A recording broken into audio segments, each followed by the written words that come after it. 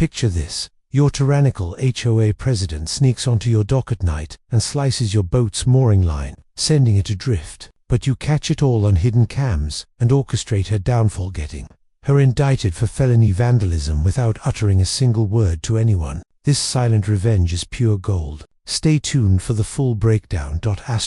Yo, drama lovers. If you're obsessed with HOA nightmares and Kieran takedowns like I am, subscribe now, hit that like button, and turn on notifications for more juicy stories. Share your own HOA horror in the comments below. Let's build this community of petty revenge enthusiasts. Alright, plunging into this dockside disaster right now. In the serene yet suffocating enclave of Harborview Estates, where waterfront properties gleamed under perpetual sunshine and the air carried the faint tang of salt water, the Homeowners Association wielded power like a scepter over its residents. The protagonist, Riley, a quiet marine biologist in his 40s, had settled into a cozy bungalow overlooking the community's private marina 2 years earlier, seeking solace after years of fieldwork on choppy oceans. The marina, a cluster of slips hugging a tranquil inlet, was meant for leisure boating, but under the HOA's draconian rules, it became a battleground for control. Leading this regime was Evelyn, the HOA president, a meticulous retiree in her early 70s with a penchant for micromanagement that bordered on obsession. Her silver hair always pinned in a severe bun, she patrolled the docks daily, armed with a measuring tape and a ledger, enforcing bylaws on everything from boat sizes to hull colors. Riley's pride and joy was his modest sailboat, the Sea Whisper, a 25-foot vessel inherited from his late father, moored securely at his assigned slip with heavy-duty lines that withstood storms. He spent weekends tinkering on deck, polishing brass fittings and charting local currents, finding peace in the rhythmic lap of waves. Evelyn, however, viewed the boat as an eyesore, claiming its faded blue paint violated the association's uniform aesthetic standards. The harassment started subtly, notes taped to the mast demanding repainting, followed by fines for unauthorized modifications. When Riley added eco-friendly solar panels, he paid the initial penalties grudgingly, knowing arguments with Evelyn often led to escalated vendettas. As whispered tales from neighbors attested stories of liens on homes for overgrown ivy or banned holiday wreaths. As spring bloomed, Evelyn's scrutiny intensified. She convened emergency board meetings to propose new marina rules, targeting vessels like Riley's that she deemed outdated. Residents murmured about her overreach. Some had faced her wrath for minor infractions, like leaving life jackets on docks overnight. Riley, ever the observer, installed discreet security measures around his property, a network of weatherproof cameras hidden in buoys and lampposts, motion-activated and linked to a cloud server. His professional background in underwater surveillance tech made the setup seamless, capturing high-definition footage day and night without drawing attention. He reviewed clips sporadically, noting Evelyn's frequent passes by his slip, her eyes narrowing as she jotted notes. The tension simmered through summer, with Evelyn issuing a $500 fine for Riley's boat allegedly exceeding slip boundaries. By inches, a claim he disproved with his own measurements, but the board upheld it under her influence. Neighbors divided. A few lakeside dwellers sympathized, sharing covert nods during evening strolls, while others, fearing reprisal, aligned with Evelyn's vision of pristine uniformity. Riley's evenings on the water became his escape, sailing into the sunset where HOA rules couldn't reach. Yet, Evelyn plotted further, enlisting maintenance staff to inspect slips more frequently, their tools clanging ominously near moorings. One humid August night, as stars dotted the sky and crickets chirped along the shore, the marina lay still, boats bobbing gently in their berths. Riley slept soundly in his bungalow, unaware of the shadow slipping through the gate. Evelyn, clad in dark attire to blend with the night, approached Riley's slip with purpose, a pair of heavy shears concealed in her bag. Her frustration had boiled over after spotting the Sea Whisper earlier that day, its sails furled, but solar panels glinting defiantly. She glanced around, the marina empty, save for the hum of distant traffic, and knelt by the mooring post. With deliberate snips, she severed the thick line, the fibers parting under the blade's pressure. The boat drifted slowly at first, then caught a gentle current, floating untethered into the inlet.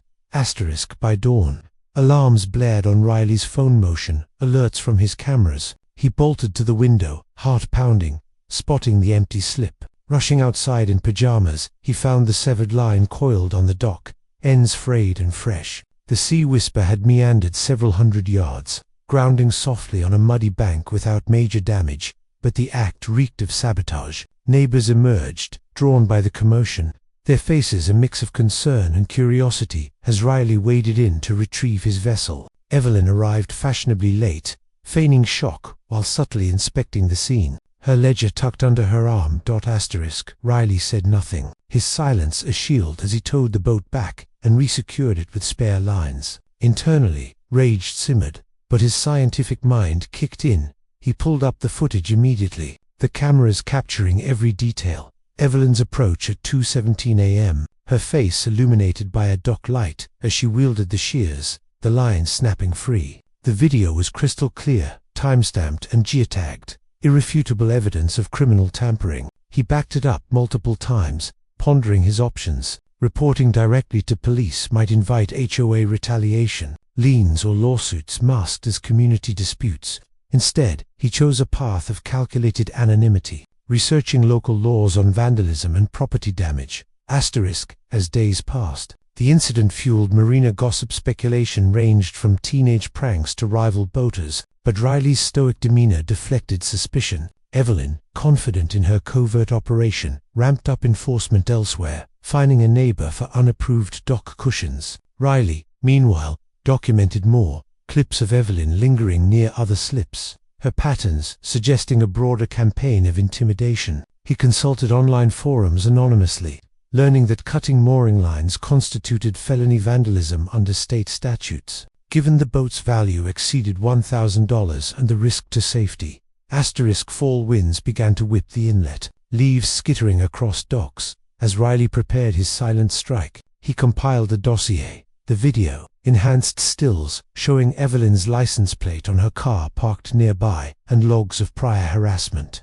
Without a word to anyone, not neighbors, not authorities in person, he submitted it via an anonymous tip line to the district attorney's office. Using a VPN to mask his IP, the package included no narrative, just raw evidence labeled marina vandalism at Harborview Estates. The DA's investigators, intrigued by the professional quality, launched a discreet probe. Evelyn remained oblivious, hosting a fall festival at the community center, where pumpkins lined paths and residents mingled uneasily. Riley attended briefly, his presence unremarkable, as whispers of the boat incident lingered. The investigation gained traction quietly. Detectives reviewed the footage, cross-referencing with HOA records that confirmed Evelyn's role and access. Subpoenas were issued for marina logs, revealing her late-night inspections.